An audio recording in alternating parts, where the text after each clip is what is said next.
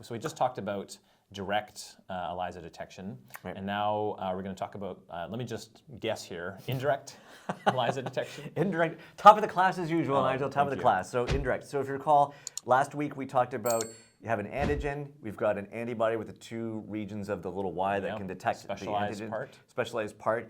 And then we have this conserved region. This is really important because in this week's episode, we're going to talk about now how I want to use another antibody to detect this antibody. So we raise this in a cell, maybe a rabbit. Right. We raise this in a rabbit cell. And so these are, hey, I'm a rabbit. Okay, right. Antigens, Got right? it. And then I'm going to raise anti-rabbit antigens, recognized by these blue, and say a mouse. So this is a mouse monoclonal antibody, and it can detect rabbits. Okay. Okay? We've got our antigen before. I send in my antibodies that detect that antigen, doink, and it's got, hey, I'm a rabbit.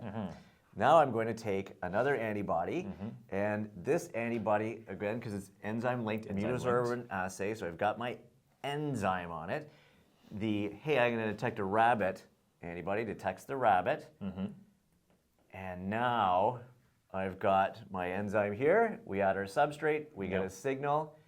Now we've got indirect ELISA. So this seems quite complicated. Why don't we just cut to the chase and link the marker straight to the antigen or something like that? Yeah, there's a number of different permutations that you want to do here. This, to be frank, isn't a kind of a normal configuration, but to be able to have two different antibodies helps you bind different things. For example, another way that you would want to do it is if you're detecting antibodies. So for example, if we want to see if you had COVID-19, for example, you would have antibodies in your body that would have that. So we're looking for the antibody, not the antigen. Exactly. So this allows us different perminations to do it, but this is an indirect way.